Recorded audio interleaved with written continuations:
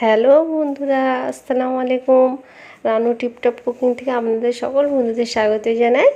আজ আমি আপনাদের জন্য নতুন রেসিপি নিয়ে এসেছি, যেটির নাম হচ্ছে তালের নানপুরি। জানেন তো যে জ্যৈষ্ঠ মাসে আম পাকে আর ভাদ্র মাসে তাল।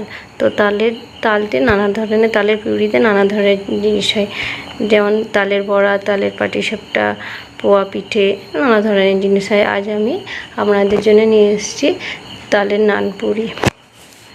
আপনাদের ভালো লাগলে সাবস্ক্রাইব করে দেবেন।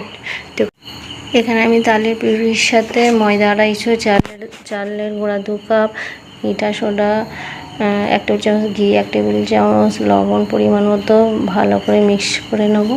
আবার তালের পিউরি আমি কিছুটা দিলাম, এতে ঘি দিয়ে দিলাম। এখানে আমি ময়দা আর একটু দিয়ে দিচ্ছি, আমি আগে মিক্স করে রেখে দিয়েছিলাম ময়দা, তো আমি হালকা করে একটু দিয়ে দিলাম। এটা একদম সফট, মানে একদম পুরো সফট হবে এটা। দেখুন একদম কীভাবে আমি গোল করে, গোলটা কত তেল তেল ভাব থাকবে, একদম পুরো সুন্দরভাবে গোল করে নিচ্ছি আমি এটাকে। দেখুন হাতে করে করার পর দেখুন আমি এবার এটাকে আমি ভালো করে এবার বেলে নেব। কত সফট হয়েছে দেখতে পাচ্ছেন, এইভাবে সফট হবে। আর এটা বেশি আলতো চাপে করতে হবে, বেশি চাপ দিলে হবে না, হালকা করে নিতে হবে, এটাকে বেলে নিতে হবে। দেখুন কিভাবে আমি বেলে নিচ্ছি, হাতে করে একটু শেপ দিয়ে দেবেন। তেল গরম হয়ে গেছে, গরম তেলের মধ্যে আমি এটাকে ছেড়ে দিলাম।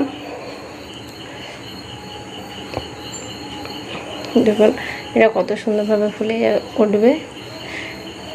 এটা দেখুন এটা ফুলে যাওয়ার কারণ হচ্ছে, এটা আমি আধা ঘন্টা আগে এটাকে মেখে রেখে দিয়েছিলাম রেস্টে, আধা ঘন্টার জন্য। দেখুন কিভাবে পুরিগুলো কত সুন্দরভাবে ফুলছে।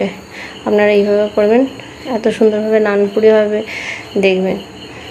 তাহলে নানপুরি খেয়েছেন, করে দেখুন, খুব সুন্দর লাগে খেতে। দেখুন আমার হয়ে গেছে। এবার এটাকে দেখুন, এর ভিতরটা কত সুন্দর হয়েছে।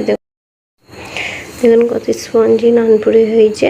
আমার রেসিপিটি যদি ভালো লেগে থাকে, আপনারা আমার চ্যানেলকে সাবস্ক্রাইব করে দেবেন, লাইক করে দেবেন, শেয়ার করে